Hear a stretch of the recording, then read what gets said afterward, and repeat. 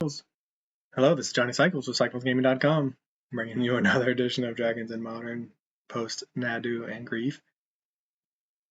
So far we played two Cascade matches, neither of which were particularly close. Here we do not have what we want, which is a 3-mana Planeswalker and a 1-mana Mana Dork, but we have other things. I'm just going to keep it because the last couple matches have been brutal with our mulligans. This is like a hand that has spells, lands. We can go get a commercial district. Maybe our first match win will come against our opponent who's mulling so aggressively.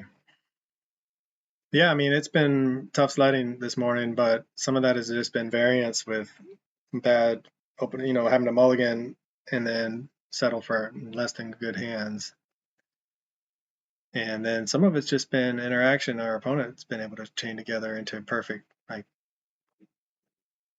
removal, exactly what they need. But hey, we're getting a little bit rewarded here, assuming our opponent doesn't have a force negation or some other way to interact with this. So that was a great draw for us, because that's what we wanted to have in our opening 7. Now, if we draw a 3-mana Planeswalker, we will have done what our opponents seem to have done the last 2 matches, which is draw exactly what we need. Now, in my deck, I mentioned that we could just straight up die to a frog, and now I'm wondering if that's what's about to happen. And I forgot, though, we do have a way to beat the frog with Domri and Questing Beast out. And then we can maybe beat a frog. But yeah, being in Gruul, we don't really have good ways to deal with the frog. I did figure out I put in Paw Patch.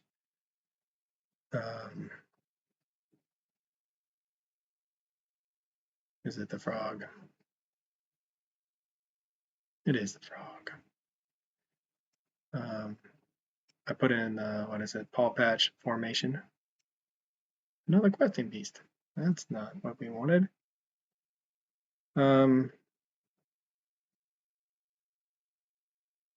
So the question, do we Lightning Bolt it now and make them pitch 2 of their cards before they draw? Or do we Lightning Bolt it later?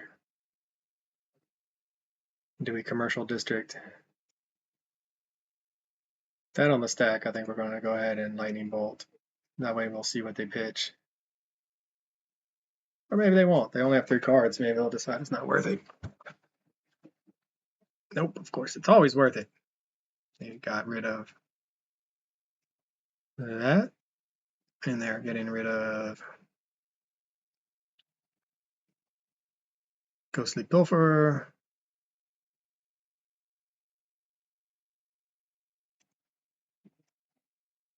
To keep it alive, yep.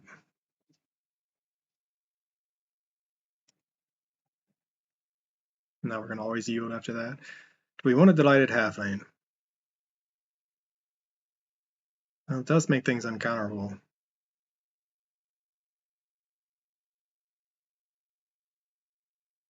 think we're less worried about that than we are anything else. All right. Well, will my prediction come true? Will we lose to a frog that we can't kill? We're at a point where we can now Glorybringer it, but then they can pitch something to keep it alive. But we just really need a Domri to go with our Questing Beast. So they get to draw the card. They go up to 3 cards again. What's their follow-up? Do they have it all? Do they have another frog?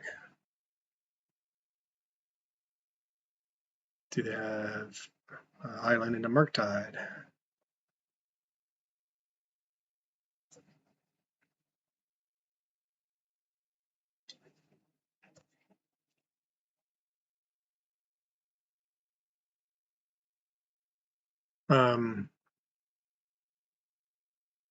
Yep.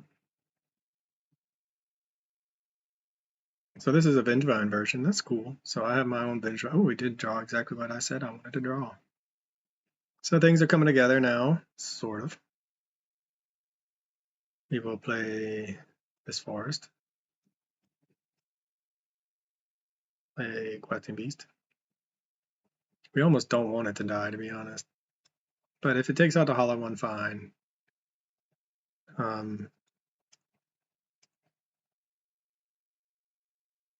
We could have held back on defense, but if they block, we don't mind them blocking, I don't think.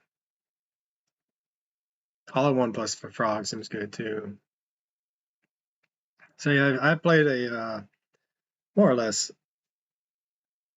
Demir, but technically Sultai, Vengevine, Psychic Frog deck. You can check it out on my website. Definitely not the most, I don't think it's the final best list ever made of Psychic Frog and this type of strategy, but um,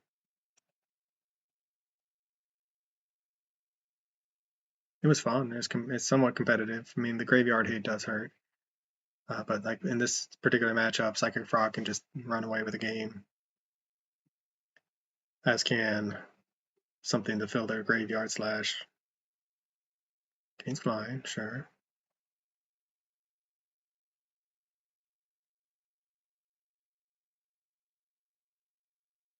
So if we block, we lose our questing beast and we go to 12. We can play another questing beast, put them to 8, and then perhaps present lethal. It's tough because next turn if we fight, we're gonna lose. They're gonna lose the frog. All right, we're gonna go ahead and block. I don't like it, but we will. I think this might be the right play here, long term. And this, we're hoping they don't find any way to get that Vengevine back from the graveyard, or really anything at all.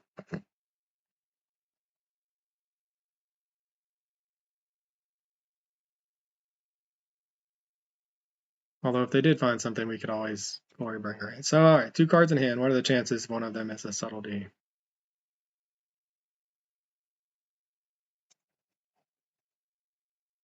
Questing Beast number 2. What you got, homie?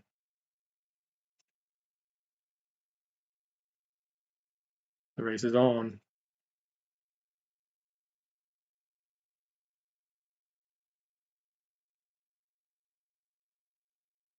So this puts us in a position to next turn win with a Glorybringer if they decide to attack and then they are tapped out for some reason. Without being dead to lethal. Now they're getting close to just being able to kill us with this by discarding their hand and hitting for 7. And depending on what they do, we can still Domri, fight, and have Stomp. Follow it up with a Glorybringer. So yeah, I mean it's nice when your opponent doesn't have all the interaction plus threats, which is what we've been playing against, it feels like, for the last 10 matches. But I feel like at this point I'm due some interaction from them. Vengevine doesn't play a lot of interaction. I think they're mostly all in on their graveyards synergies. All right, so they're surveilling. It's going to put us, do we go for the, if they don't tap down and have 2 cards in hand, do we go for the Glorybringer win? Or do we not? That is a good question. That's going to be our decision if they attack without tapping down. All right, well, they're discarding Prized Amalgam.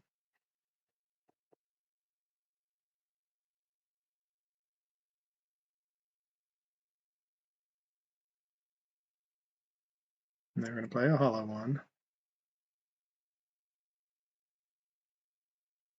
So if they attack with a frog, I think we can get there because we can Glorybringer,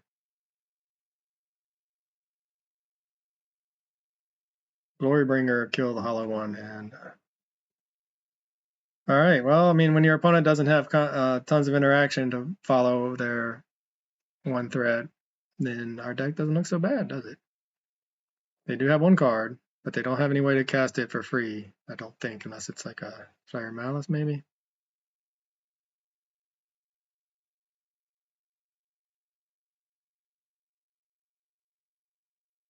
Glorybringer. That should hopefully lead to a scoop. Yep. All right, so we got there finally. Ooh, found them all. So this is where we bring in our Paul Patch formation, endurances. Could bring in Force of Vigors, I suppose. What do we take out? So I usually take I mean, this is a deck, we're playing a deck that won't have interaction typically, so. Oh man, Sunspine Link seems pretty good too. Keep wanting to make this card work. Questing Beast was a really powerful, maybe we take out the Storm Breaths. 2 Arbor Elves, Bone Crusher.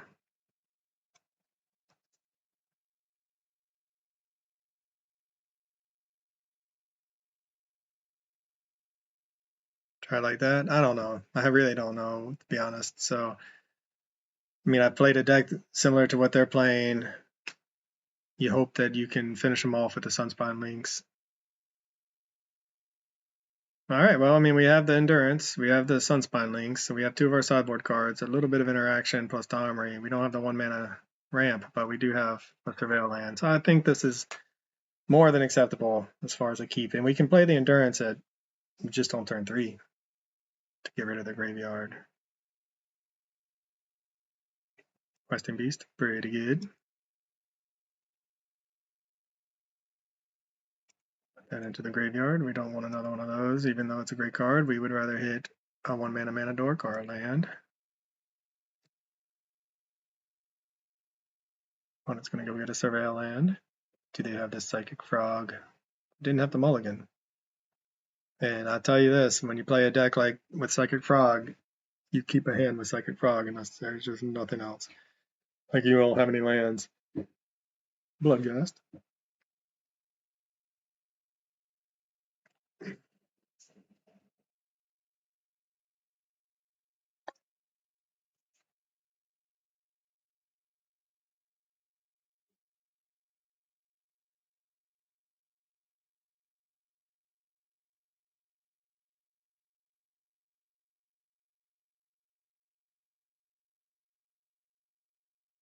Oh yeah, that is a nice card to go along with.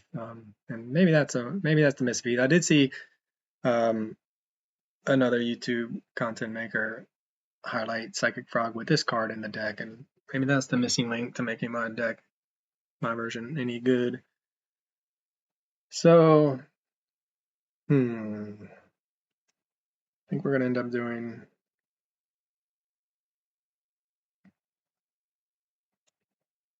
maybe at the end of their turn, stomp this Bloodghast.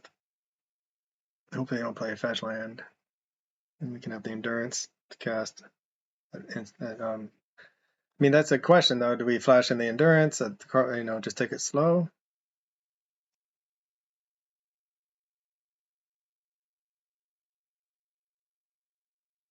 At this rate, we're going to be taking a lot of damage from our Sunspine Links. Look at all of our non-basic lands. And they do have the fetch land. Oh, but they go ahead and fetch it up. All right, what are they going to do? Hopefully they'll fill their graveyard with all kinds of things they can get back next turn, right? And went for a basic.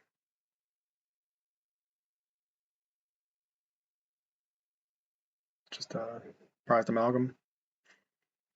Normally cast.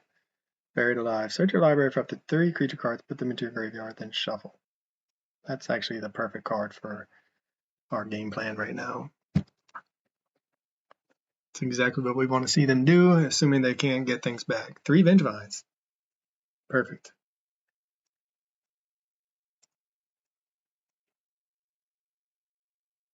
So they're setting themselves up. They're just hoping they don't have a subtlety. Another Field of Ruin, man. Hold up. So subtlety would be the big blowout against us. So do we wait for them to untap?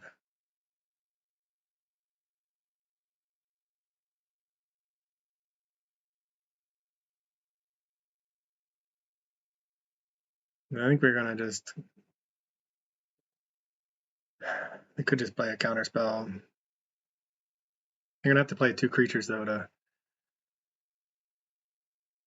trigger the Vengevine. So let's see what they do. Maybe they'll play one of their blue creatures, and maybe they won't have the subtlety. They won't have the card to pitch the subtlety.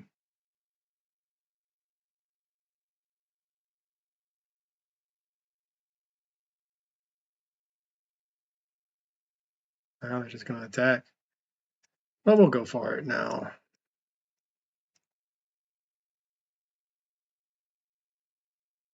And hope they don't have any sort of. They don't. All right.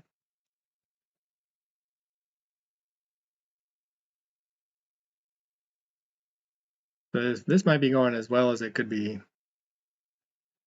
Sea legal by 2 or more creatures. All right, fine. I was going to say this is going as well as it could have been, but not anymore. I thought we were going to be able to snipe that guy, but we can't. Still, our opponent is way behind now. We drew into a questing beast, which is really good for us. So we could just go ahead and put a fast clock on. Or we could have these two fight.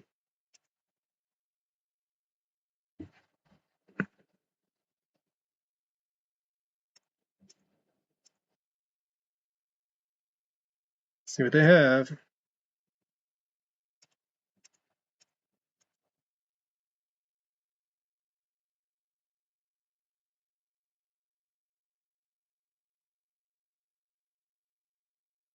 So yeah, endurance, very powerful against our opponent's strategy, and I wonder what's in their hand. Is it Murktide? Is it they filled the graveyard with Vengevines, and maybe they had a whole bunch of 1-mana creatures they were going to cast to get them back, and then that plan looked bad. But typically, you still want to cast your creatures. Maybe they just had a handful of Satura, the Infiltrator.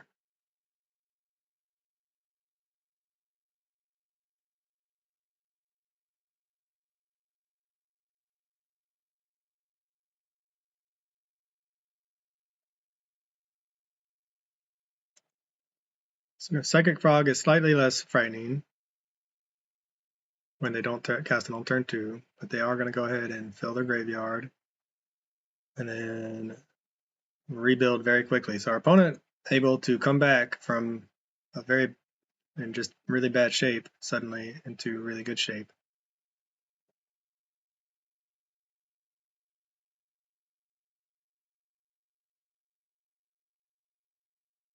Can we punch through enough damage though with this questing beast? Here comes the Vengevine to fight to kill off the. No, they're just attacking us. Okay.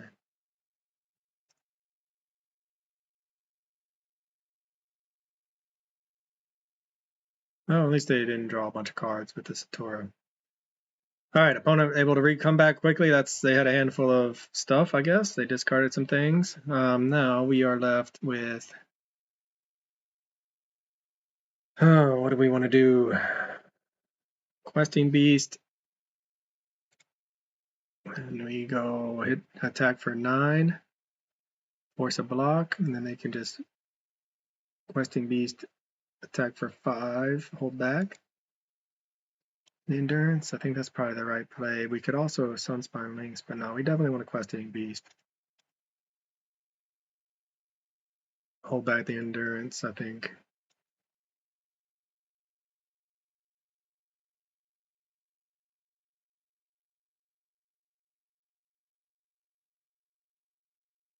So we will attack.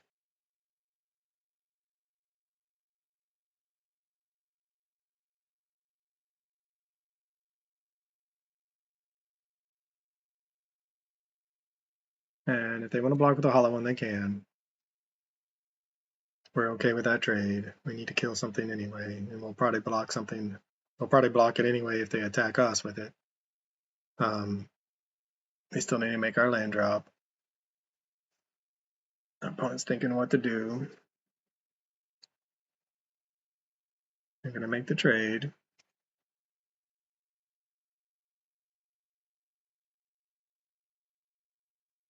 So now what we're kind of hoping for is opponent to not really do anything.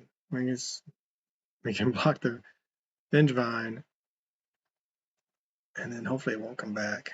Or we can block the Psychic Frog and force them to pitch. We'll see what they attack. If they attack us, if they attack Domri. Because we will be able to. Alright, they're just going to go to combat. If they attack both with Domri. Or both. If they attack both at Domri, I'm not sure if we'll block at all. But if we want to keep the Domri alive long enough to cast the Questing Beast and have it fight the Frog, I think.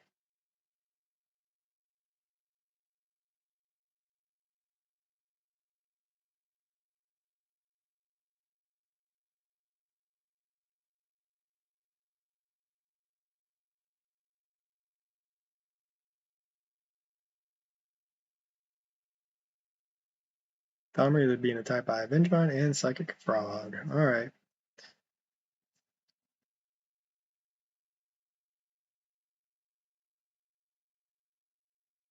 I think we're just gonna have to let that go.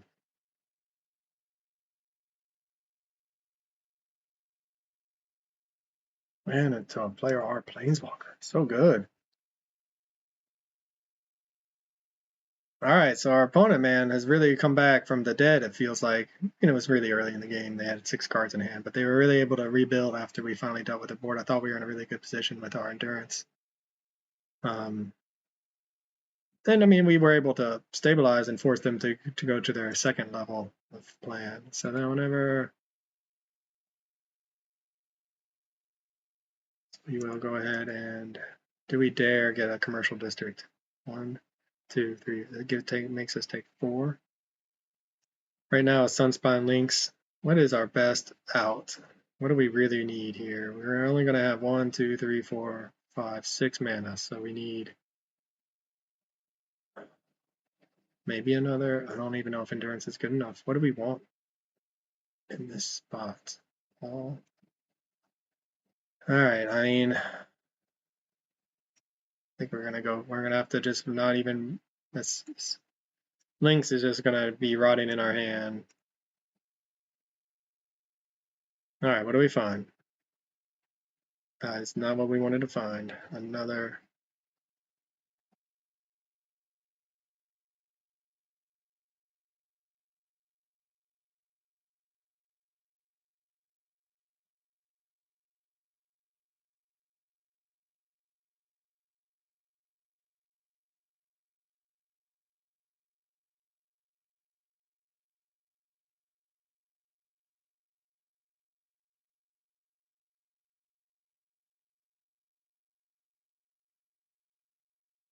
See if our opponent wants to block here. I mean, we're kind of going shields down a little bit because they're going to have 4 cards. They get 7, 9. We'll have to block.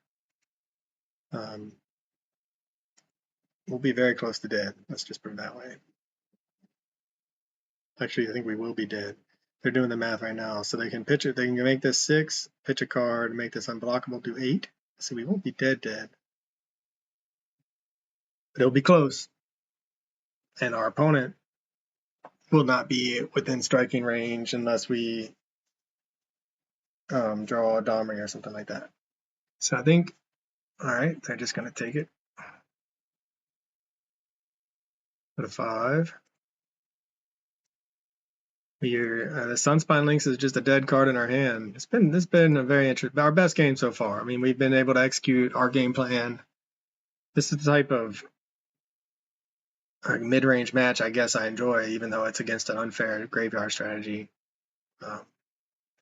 Playing against the decks that seem to have nothing but cheap threats backed up, or 1 or 2 cheap threats backed up by nothing but interaction, counterspells, and removal. Those are the games that are so frustrating to play against, as they chip in damage after damage to our.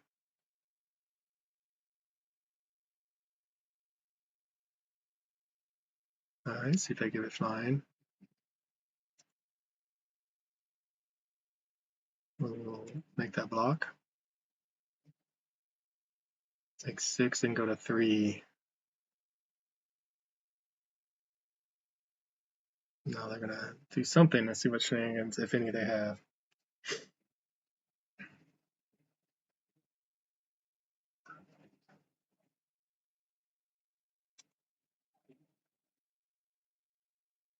So they do have to force a negation.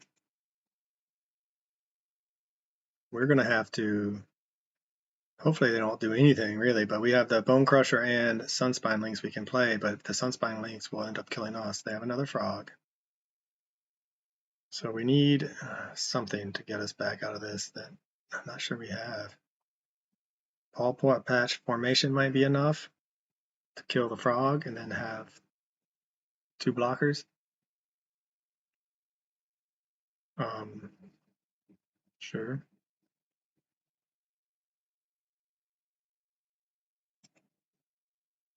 Man, what a great hand. Look at that hand. What do we draw? No, I don't think there's anything we can draw to get out of this. Questing Beast is really good, though, because it does force 2 blocks out of our opponent. They have 0 cards. Oh, man, what a draw. What a draw. All right, Questing Beast. They have to block here, and then they just take 3. One good draw deserves another, I guess.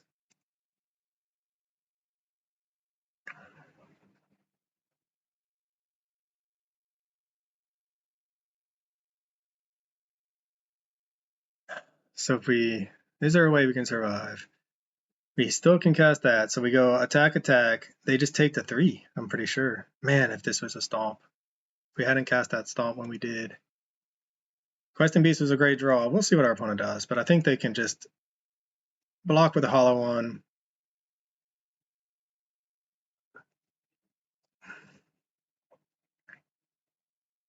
Take the 3, go to 2. Oh, they're actually going to block.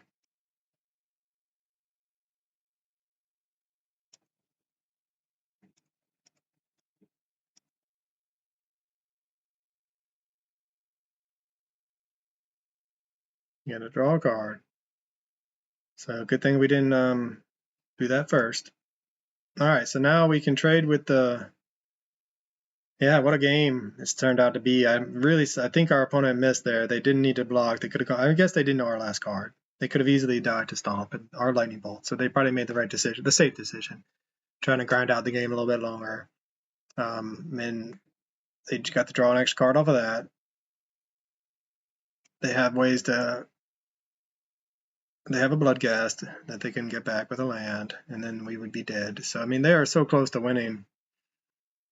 They paid 2 to draw a card. Really digging here. 1 land, and I think we're dead.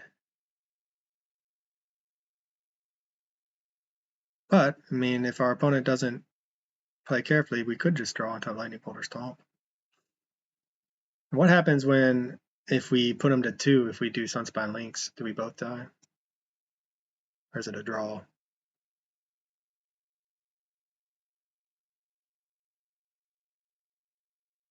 You don't even need to pitch a card at this point to make it unblockable. They have plenty of ways. I mean, they just know we're dead to the Vengevine, so...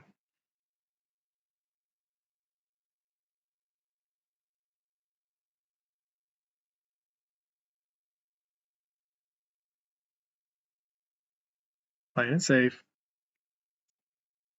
Got rid of Bloodghast. Man, all right, they really just they're desperate for a land. They're over there cussing. They're like, can't we draw a land? A land off the top, and I think we die there. So, what do we find? Lightning Bolt or Stomp?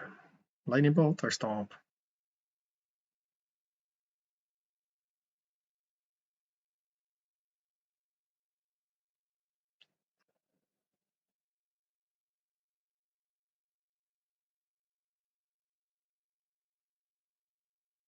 And we still have so many non-basics. Destroy target enchantment, destroy target creature with flying, just draw a card, create a food token. All right, well, we will draw a card and create a food token. Do we draw a lightning bolt or a stomp? We draw a mountain. You can gain 3 life. And they have to block, right?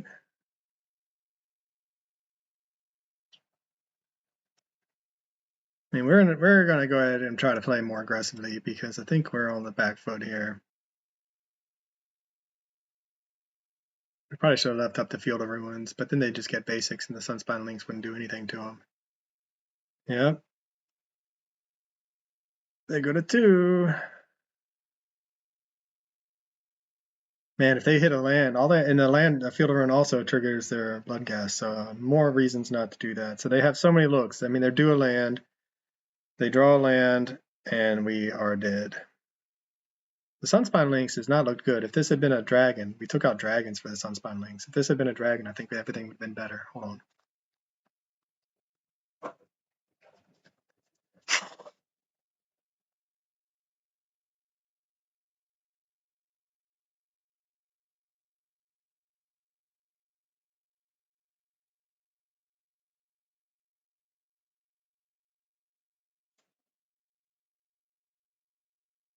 And now they get the blood gas back.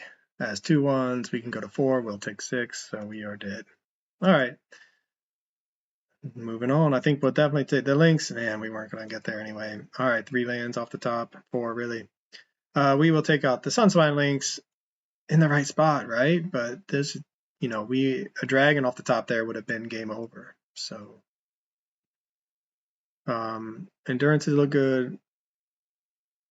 Maybe we just go back up the Storm Breaths. We want the Flyers. Go out. The Bone Crusher did give us reach, though, right? I don't know. I just don't know. Take out 1 Kiora and bring him back in Lightning Bolt. All right, well, everyone knows what everyone's brought in.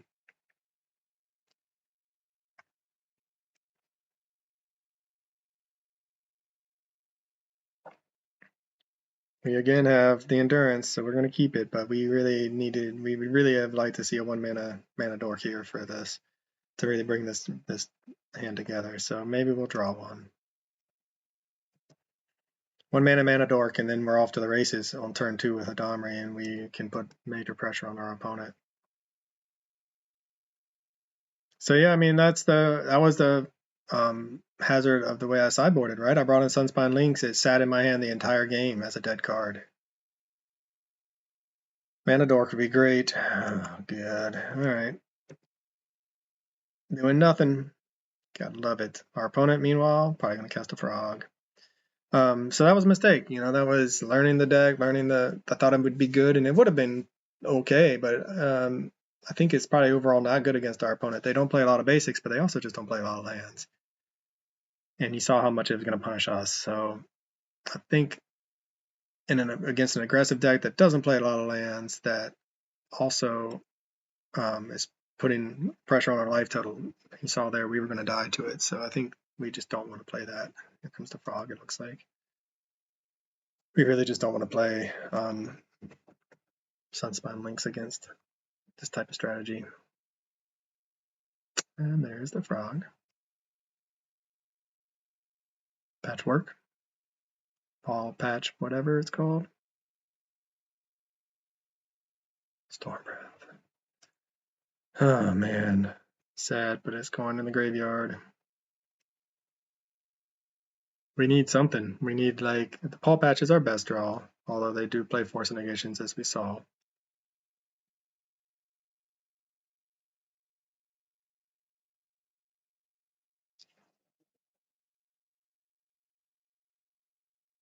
Man, they're just going all in. Because of the hollowed one. Got it. Yeah, I mean, that's a turn 2, 8 points, 8 power on the board. Pretty good from our opponent. Pretty good. Even in endurance isn't going to get there. Hey, there's the Paw Patch.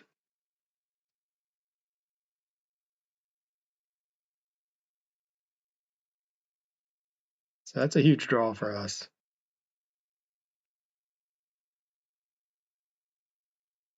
So we can Paw Patch, pitch endurance,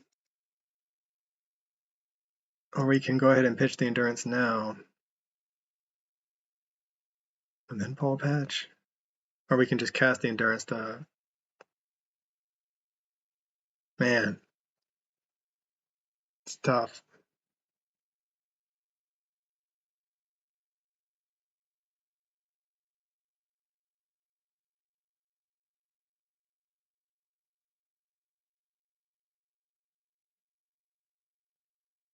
Oh gosh. Okay, well.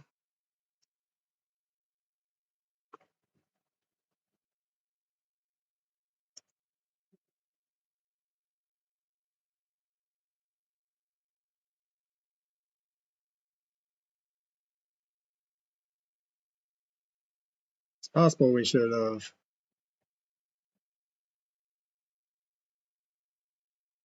Maybe they'll pitch their whole hand.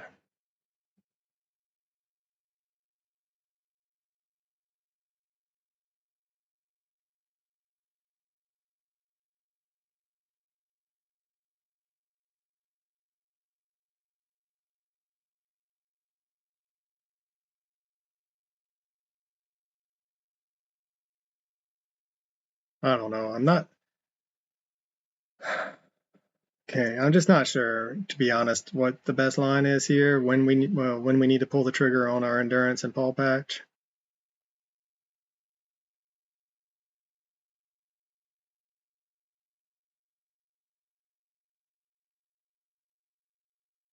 Yeah, I mean, we are a little bit now. We're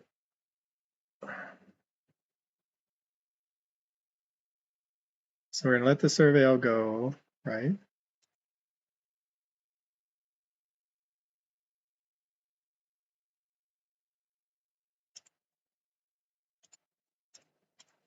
And then we will endurance.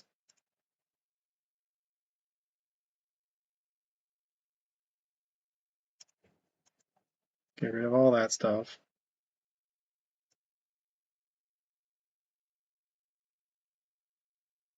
I think I did this correctly. All right.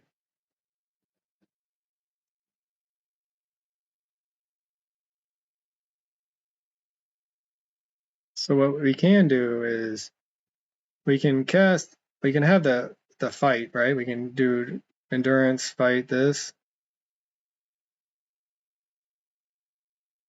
But I think that's a losing strategy.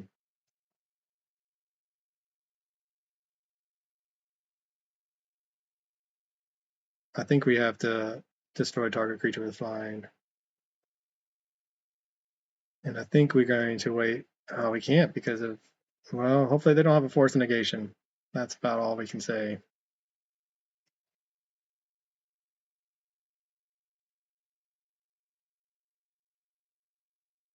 What doesn't have flying? Can I not undo that? Oh my goodness, I can't even undo that. All right. I forgot that. Yeah, we have let's draw a card, create a food token, and pass the turn. So yeah, that was bad for us because now we're taking a lot. In fact, we're taking almost lethal. So we can. Yeah, I forgot that. And even though I played it, the Psychic Frog doesn't have flying yet, and they're not going to be able to give it flying. So that was not really. That was my sneaky attack, but it only works and it's still conditional. It's not unconditional. So either way, we can block the Psychic Frog if we want and take 6, go to 5. At which point we can play a Storm Breath, I guess. Or we can just block the Hollow one and go to, and maybe, yeah, I don't know. So blocking the Hollow one, we're going to take 6, 7, 8, 9 maybe, and going to 2. We can't block there. Storm Breath fighting doesn't kill. Will kill this if they don't. Oh, I don't know. We're just in a really rough spot right now.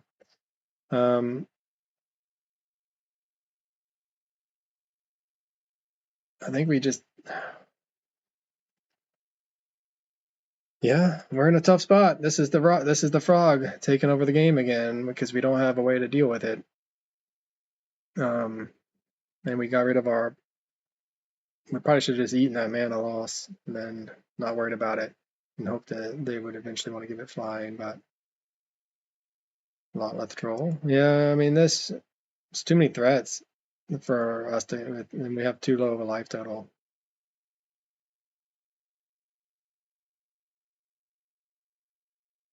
Too many lands too. Well, that's why we have such high life total. They killed our Domri. Of course they did.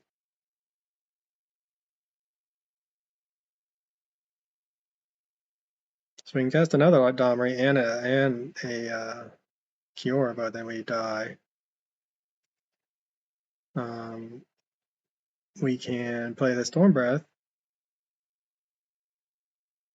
and then not be able to profitably block. I mean, we'll just go ahead and play it out, but I'm pretty sure this game's over. Man, it felt good. I thought we were in a spot to win the second game after getting game 1, but they were able to we had to use our resources to manage the board. This isn't a winning strategy because we're taking, and we're gonna have to block here, and then it just dies. So yeah, so I'll let them play it out, but we're dead. We don't have a way to come back. We can block the Lotleth Troll, right? And then they just pitch their everything to the frog. We can block the frog, but then they kill our dragon. So yeah, I mean, there's really no way out. We're trapped.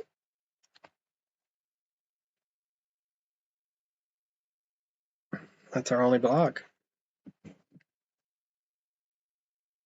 5 mana blocker, chump blocker. All right, so game one went. We were able to race and get there, and it was a fun game. Game two, I thought we were able to. We were in a really good spot, right, with the endurance and the questing beast, but our opponent still had enough cards in hand that they were able to rebuild quickly and get through the damage. In this game, just the frog again has been devastating. It's the room that ties this deck together. The rug that ties this room of a deck together. Utopia Sprawl. So, yep. Tough loss, but for CyclesGaming.com, this is Johnny Cycles. I'll catch y'all in the next one. Yeah, rough. All right. Thanks for watching. This has been another edition of Dragons and Modern. I'm Johnny Cycles with CyclesGaming.com. If you haven't already, please be sure to check out my website where you can read about my various commander decks, watch the gameplay from all of my modern brews, and read my science fiction fantasy novel, The Podkind, that I'm publishing serially. And if you like my content, please be sure to click that subscribe button over there on YouTube. Everybody counts. As always, thanks for watching. I'll catch y'all on the next one.